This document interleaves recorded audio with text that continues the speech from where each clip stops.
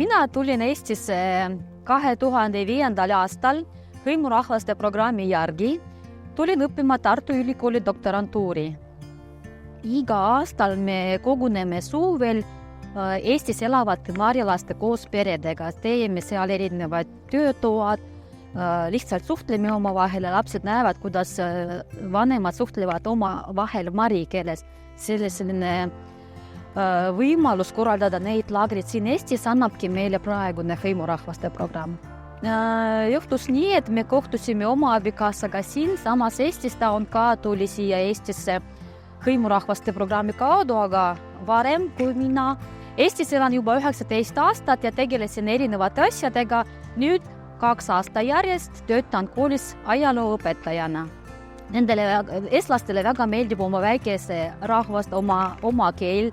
Eriti väga mulle meeldib sõna ema keel, kui näiteks vene keeles ja minu keeles see kõlab nagu keel, kus ma olen sündinud, aga eesti keeles on ema keel ja selle kaudu just tuli mulle arusaamine, et ma pean oma lastega rääkida mari keeles. Just mina ise olen väga emotsionaalne, samas eestlased võrreldes minuga, mulle tundub, et nad ei ole nii emotsionaalsed.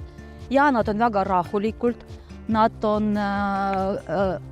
hindavad oma sõna, kui nad ütlevad, nad kaaluvad iga oma sõna. Ja see on minu vanaema poolt ja minu vanaema sai oma ema poolt, mis räägibki see asi juba 150 aastat vana ikka juba.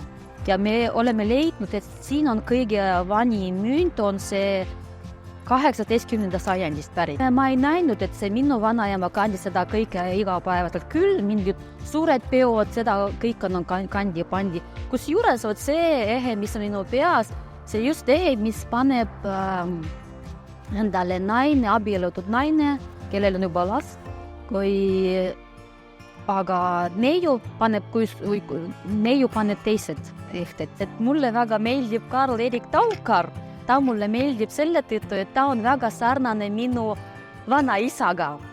Minu vanaisa kohta räägiti, et ta vist mingi pribalt vene keeles läänemeerlane, ja? Sest ta oli pikakasvane, temal oli heledad lokid ja helesinised silmad.